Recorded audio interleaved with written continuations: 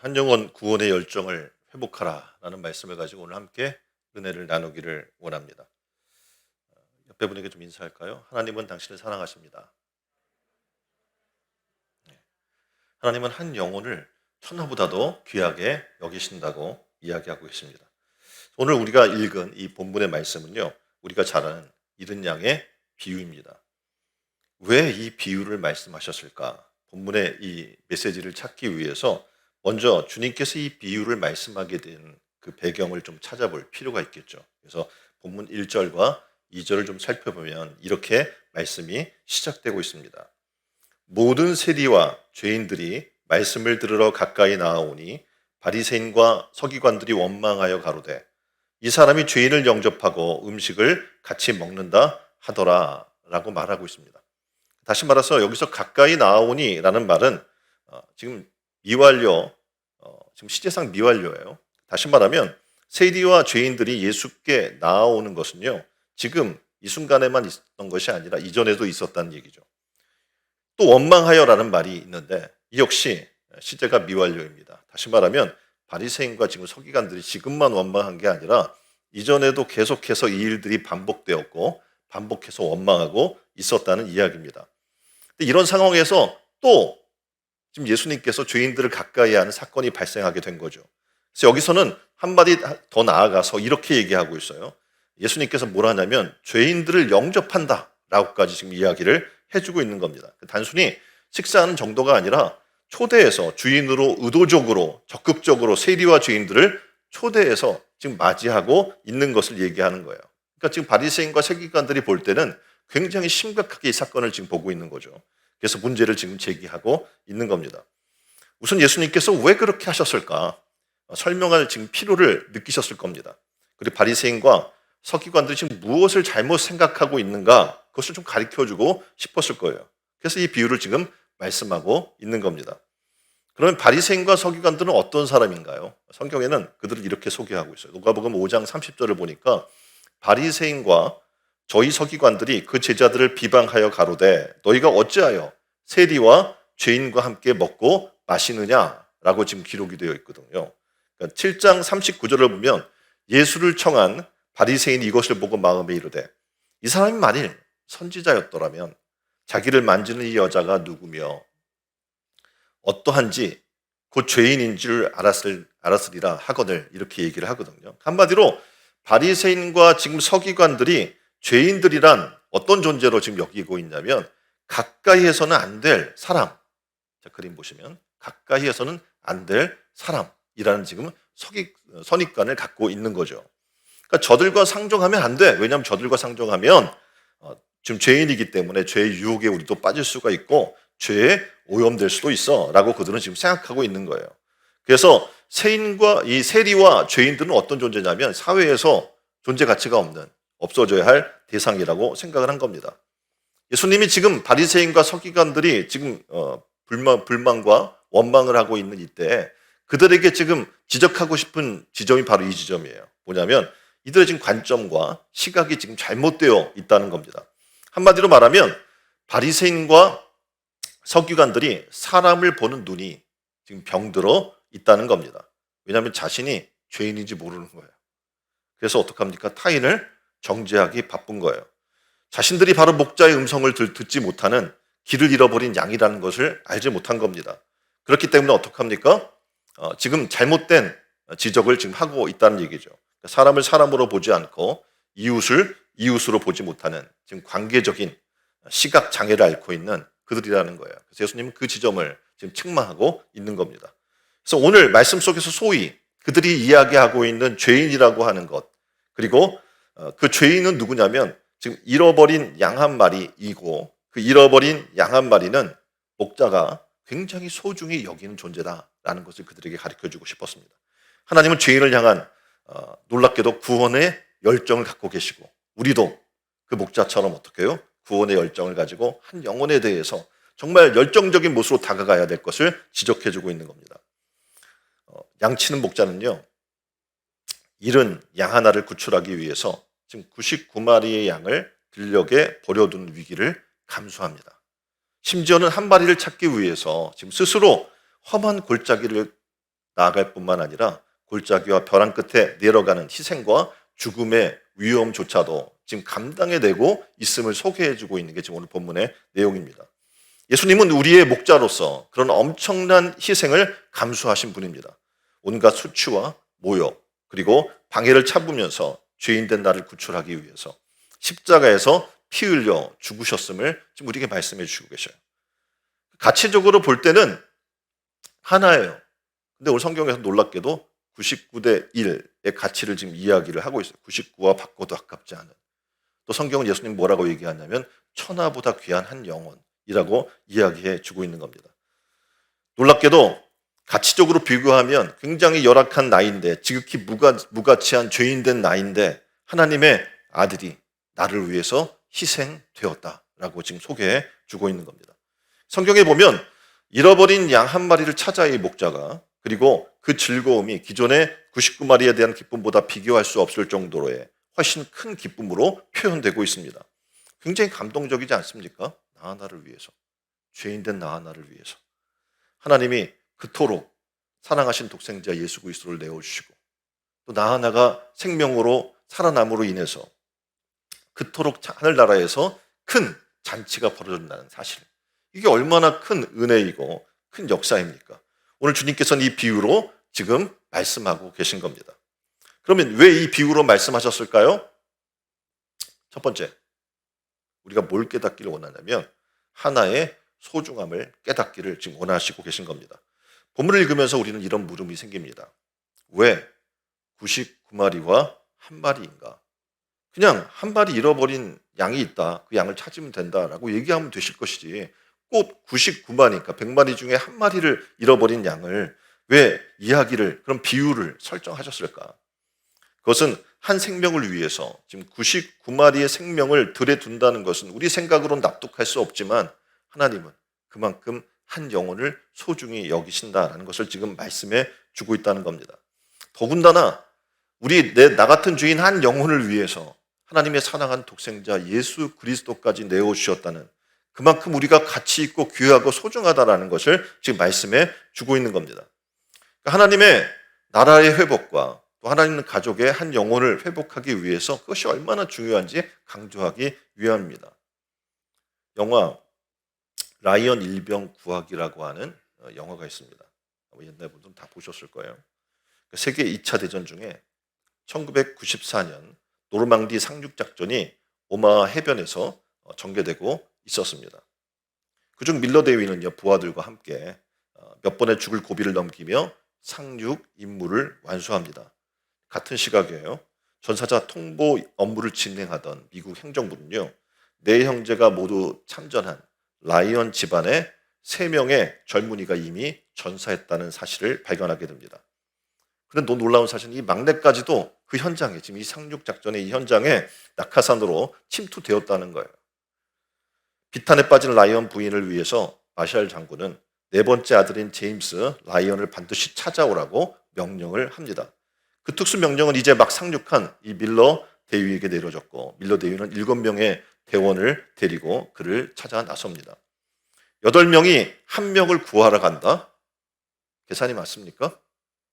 8명의 생명이 얼마나 구해요. 근데 이미 거기 낙하산으로 투입된 1명을 구하기 위해 8명이 생명을 버리고 그것을 감수한다. 이건 굉장히 계산에 맞지 않는 겁니다. 그래서 부대원들은 계속 이 일을 하면서 이렇게 얘기하는 거예요. 도대체 세상에 이런 이상한 계산이 어디 있어? 밀러 대원 얘기해요. 야, 라이언은 우리가 구해야 할 가치 있는 사람일 거야 라고 이야기를 합니다.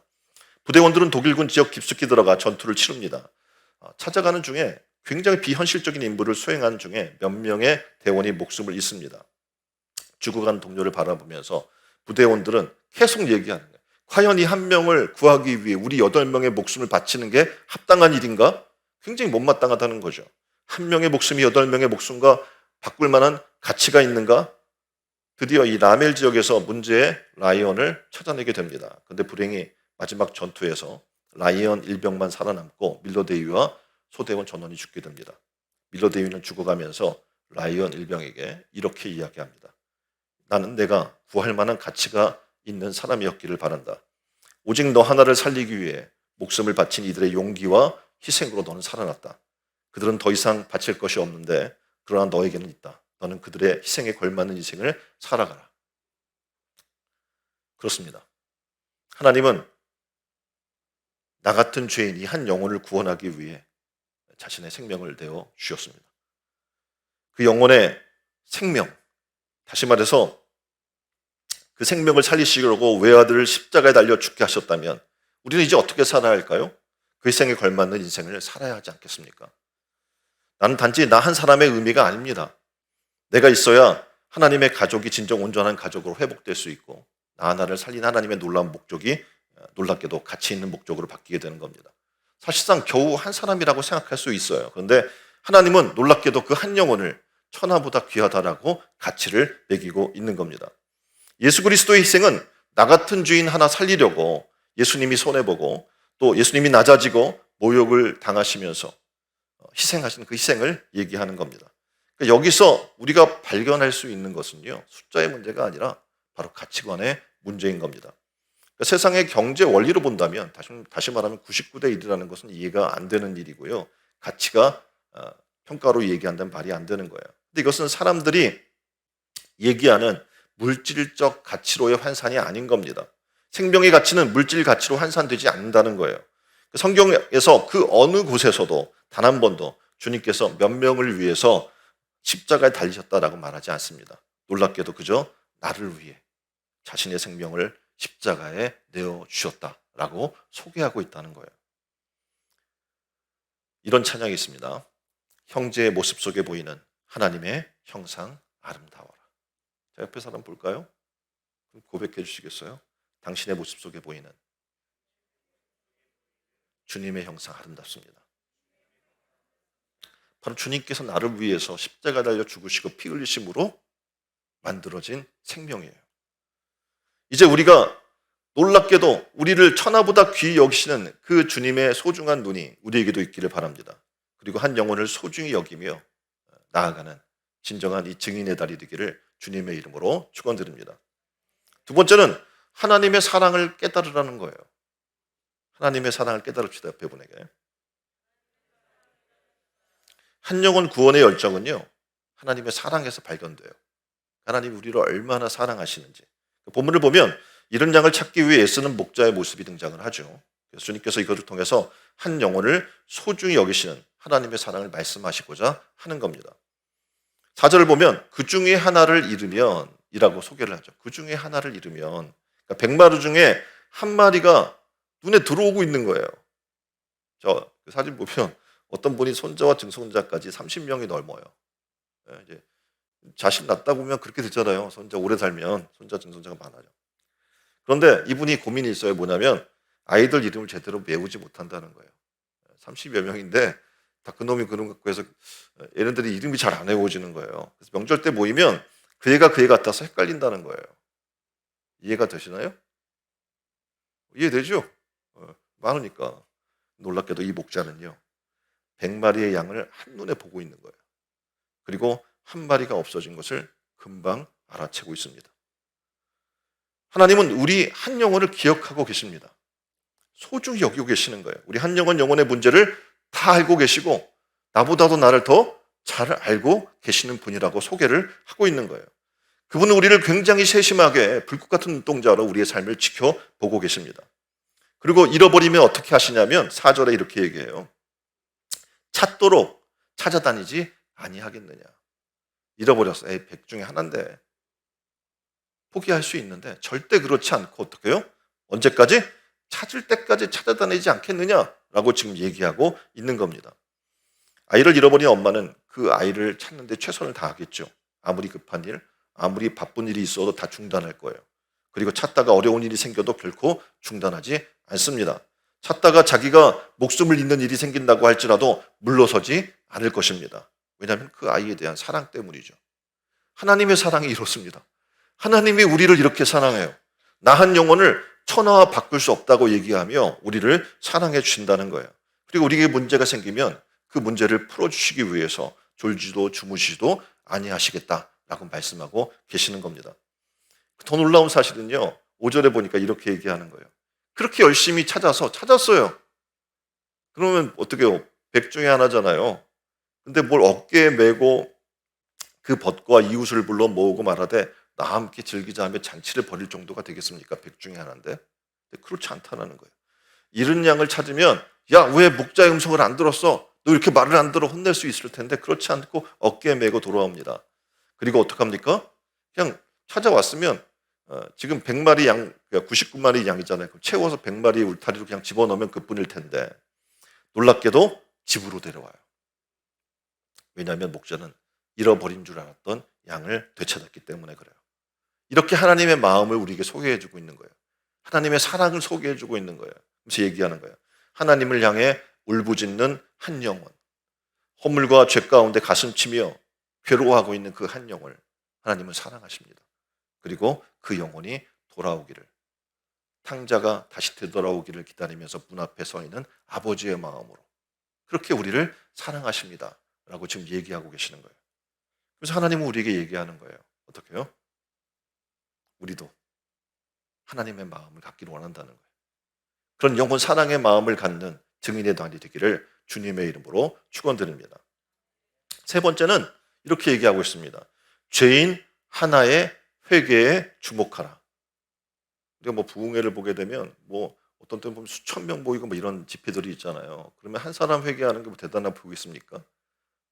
우리가 뭐 면은 구단에서도 군에 가서 뭐 단체로 세례를 줘요. 그러면 한 부대에서 그냥 우르르 몰려 나와 세례 받잖아요. 그러면 뭐 한 사람에게 그렇게 신경 씁니까? 근데 오늘 성경은 얘기해요. 한 영혼, 죄인 한 영혼의 회개에 하늘나라에선 잔치가 벌어진다. 실제로 보면 이 비유의 결론을 이렇게 얘기해요. 이와 같이 죄인 하나가 회개하면 하늘에서는 회개할 것 없는 의인 99을 인하여 기뻐하는 것보다 더하리라. 여기서 잃은 양 하나를 찾는 것은 뭐라고 설명하고 있냐면 죄인 하나가 회개하는 것으로 얘기하는 거예요. 우리가 잃은 양을 찾았다라는 의미는 잃어버린 영혼들이, 죄인이 어떻게 해요? 회개하고 주님께 돌아온 것을 얘기하는 겁니다. 놀랍게도 어떻게 해요? 주님은 이 잃은 양을 기뻐하는 게 아니고요. 그 잃은 양이 어떻게 해요? 회개하고 돌아오는 것을 기뻐하시는 겁니다. 생각해 보세요. 잃어버린 양이 있어요. 여러분의 가정에도 문제가 있잖아요. 그러면 계속 걔가 뭐예요? 근심거리고 염려거리고 마음의 가시처럼 굉장히 괴로운 아이일 겁니다. 성경에서도 하나님은 그렇게 얘기하고 있는 거예요. 이 한 영혼을 인하여 마음 아파하고 정말 근심하고 걱정하시는 주님을 우리에게 소개하고 있습니다. 잃은 양과 죄인은 1절에 등장하고 있는 모든 세리와 죄인을 얘기해 주고 있습니다. 근데 놀랍게 이 성경의 내용을 보니까 이 세리는요, 죄인이라고 지목당하고 있고 죄인 그룹에 아예 속해 있는 사람이에요. 그래서 자신이 죄인인 걸 알아요. 그리고 그 죄를 주님께 나와 통회하고 자복하면서 회개 받아보려고 어떻게 성전의 끝에 나와서 무릎 꿇고 조아리면서 하나님 앞에 회개하는 영혼을 소개합니다. 그래서 주님의 말씀을 듣고자 사람들이 손가락질하고 수치와 모욕을 줘도 그 장벽에도 불구하고 주님께 나오는 사람들을 얘기하는 거예요. 그래서 그들은 말씀을 듣습니다. 그리고 자신의 죄를 회개합니다. 그들은 뭡니까? 되찾은 양이 되는 거예요. 그런데 놀랍게도 지금 그들을 향해 손가락질하면서 죄인과 이 세리들의 친구다라고 손가락질하는 지금 이 바리새인과 서기관들의 행태를 주님은 이렇게 얘기하고 있는 겁니다. 저들은 자신의 죄를 깨닫지 못한다. 왜냐하면 그들은 의인이에요, 스스로. 그래서 회개할 필요를 느끼지 못하는 거예요. 교회에 나와도 바리새인과 서기 같은 분들이 많이 있어요. 그래서 자기의 죄를 모르죠. 내가 지금 교회 와서 이렇게 섬기고 있고 주일을 성수하고 있고 수많은 자기가 한 행위들을 드러내지 내가 얼마나 주님 앞에 죄인인지를 깨닫지 못하는 거예요. 그래서 회개할 필요를 못 느껴요. 그래서 자기가 잃은 양인지를 깨닫지 못해요. 주님 앞에 나와서 말씀에 귀를 기울이지 아니합니다. 다시 말해서 회개의 기회를 놓치는 거죠. 저들은 여전히 잃은 양이고 하나님께로부터 버려진 양이 되고 마는 겁니다. 그래서 오늘 성경의 말씀을 통해서 우리는 깨달아야 될 것이 있는데 뭐냐면 우선 우리는 먼저 잃은 양이 되어서는 안 되겠죠. 잃은 양이란 주님의 뒤를 따르지 않다가 길을 잃어버린 그런 양을 얘기하는 겁니다. 다시 말해서 주님의 뜻을 깨닫고 주님의 뒤를 따르는 삶을 살아야 되는데 말씀 듣는 자리에 안 나오니까 깨달을 수 있는 기회가 없는 거예요. 왜입니까? 양의 특징이 있어요. 양은 눈이 좋아요, 나빠요? 네, 나빠요. 그래서 어떡합니까? 눈 앞만 봐요. 그래서 목자가 양들을 데리고 꼴이 있는 데로 데려가면 욕심을 부리는 거죠. 그래서 꼴을 보고 눈앞에 있는 것만 계속 먹고 이동을 하는 거예요. 앞에가 낭떠러지가 있을지 어쩐지 생각지 않고 욕심 부리다 보면 목자가 거기는 안 돼. 워워 하면 어떡해요? 그 말을 듣고 옮겨야 되는데 옮기지 않고 계속 다른 길로 가게 되는 거죠. 성경은 뭐라고 얘기하냐면 제 갈 길로 갔다라고 이야기를 하고 있습니다. 그러니까 욕망에 사로잡히면 목자의 음성을 들을 수가 없어요. 근데 양의 특징이 눈이 나쁜 대신에 귀가 좋아요. 그래서 어떻게 해요? 멀리서 목자가 불러도 그 음성을 듣고 다시 되돌아오는 거예요. 그러니까 목자의 음성을 들을 수 있는 거리에만 있으면 양은 잘못된 길로 빠지지 않습니다. 근데 이 양이 눈이 어두우니까 어떻게 해요? 자기 욕망에 사로잡히면 귀가 닫혀요. 그래서 자꾸 멀리 가다 보면 목자의 음성을 들을 자리에 있지 못하고 있는 거죠. 그럼 어떻게 됩니까? 제가 길로 가다 보니 그곳이 길을 잃게 되는 자리에 있게 되는 겁니다. 자, 그러면 이렇게 잃은 양이 됐어요. 그럼 어떻게 해야 됩니까? 깨달았으면 빨리 울면서 어떻게 목자를 찾아야 되는 거예요. 그리고 목자의 음성을 사모하고 목자의 음성이 들리는 곳으로 달려와야 되는 겁니다. 다시 말하면 회개하고 주님께 돌아와야 한다고 지금 말씀해 주고 있는 겁니다. 그럼 주님께서 기뻐하셔요. 그리고 우리가 또 하나 간과해야 되지 말아야 될 것이 있는데 뭐냐면 주님께서 지금 말씀하시는 것처럼 우리를 부르신 이유 중에 하나가 잃은 양을 찾는데 동참하라는 겁니다. 우리 주변에 잃은 양들이 많이 있어요. 길을 헤매고 목자의 음성을 듣지 못하고 제 갈 길로 막 가요. 눈은 어두우니까 욕망에 사로잡혀 달려가는 거죠. 근데 목자의 음성을 들을 수 있는 상황이 아닌 거예요. 그 영혼들에게 어떻게 해요? 목자가 어디 있는지 알려줘야 되겠죠. 그리고 목자의 음성에 있는 곳으로 이끌고 오면 되는 거예요. 그리고 목자의 음성을 듣게 해 주어야 하는 거예요. 그럴 때 어떡합니까? 주님은 말씀하실 거고 성령을 통해서 그 마음을 감동시켜 주실 것이고 회개케 하여 주실 겁니다. 그러니까 우리가 할 일은 뭡니까? 그 영혼들을 말씀 듣는 자리로 인도하는 거예요. 그럼 어떡합니까? 다시 그들이 목자의 음성을 회복하겠죠. 지상의 교회는 영혼 구원의 목적으로 세워져 있습니다. 오늘날 우리가 살다 보니 우리도 모르게 잃어버린 양이 되는 거예요. 교회 다니지만 잃어버린 양인 거예요. 목자의 음성을 들을 수가 없어요. 교회 왔지만 계속해서 어떻게 제 갈 길로 가고 있어요.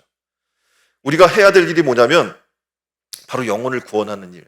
우리가 믿지 못하는 지금 길을 잃어가고 있는 헤매고 방황하는 영혼들을 주님께로 다시 돌아오게 하는 것이 바로 우리의 역할입니다. 성경은 교회를 방주라고 비유하고 있는데 근데 영혼 구원에 전념해야 될 이 교회가 영혼 구원에 전념하지 못하고 다른 일에 열심을 낼 때가 우리가 많이 있습니다. 근데 오늘 성경은 이야기해요. 이제 99마리에 만족해서 거기 머물러 있지 말아라. 잃어버린 한 양을 위해 달려나가라. 그리고 그 양을 어떻게 해요? 주님께로 인도해야 할 목적을 지금 우리에게 주셨습니다. 죄와 멸망의 길에서 방황하는 수많은 영혼들이 있습니다. 잃어버린 영혼들이 있습니다. 이들을 주님께로 인도할 사명이 바로 우리에게 있는 줄 믿습니다. 우리는 이 일을 위해 이제 어떻게 해야 될까요? 우리의 살아있는 존재의 목적을 회복해야 돼요. 그리고 우리가 살아남은 시간들 동안에 어떻게 해요? 이 일에 힘쓰는 여러분 되기를 주님의 이름으로 축원드립니다. 8월은 구원의 달이어서 우리가 구원의 그 일들을 계속 여러 가지로 방법으로 시도하고 있고 9월의 증인의 달에도 어떻게 해요? 다양한 방법을 통해서 증인의 역할을 감당하려고 좀 시도하고 있습니다. 금년이 다 되기 전에 우리는 어떡합니까? 잃어버린 한 영혼에 신경을 쓰십시오. 그리고 그 영을 되찾는 여러분 되기를 주님의 이름으로 축원드립니다. 누가복음 15장 7절 말씀입니다. 내가 너에게 이르노니 이와 같이 죄인 한 사람이 회개하면 하늘에서는 회개할 것 없는 의인 99으로 말미암아 기뻐하는 것보다 더하리라. 우리가 주를 기쁘게 해야 할 사명이 있는데 그것이 뭡니까? 잃어버린 한 영혼을 회개케 하는 거예요. 누가복음 19장 10절 이렇게 말씀하죠. 인자에 온 것은 잃어버린 자를 찾아 구원하려 함이라. 주님이 이 땅에 오신 목적이 뭐래요? 잃어버린 자를 찾아 구원하려 함이라. 우린 누구예요?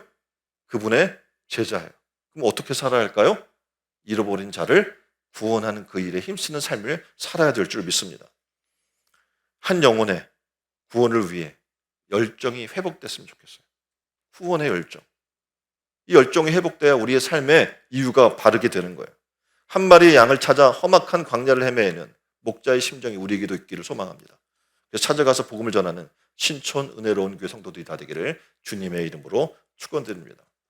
우리 함께 기도하겠습니다. 한 마리의 양을 구하러 달려가는 목자의 이야기를 통해 천하보다 한 영혼을 귀히 여기시는 하나님의 마음을 깨닫게 하시니 감사합니다. 한 영혼을 사랑하시는 주님의 마음을 갖기를 원합니다. 그러므로 회개하라, 천국이 가까웠다. 주님께서 외치셨던 영혼을 회개케 하는 일이 우리의 일이 되며 그 일에 더욱 힘쓰는 신촌 은혜로운 교회 성도들이 다 되게 하여 주옵소서. 우리의 소망이 되시는 예수 그리스도의 이름으로 기도합니다.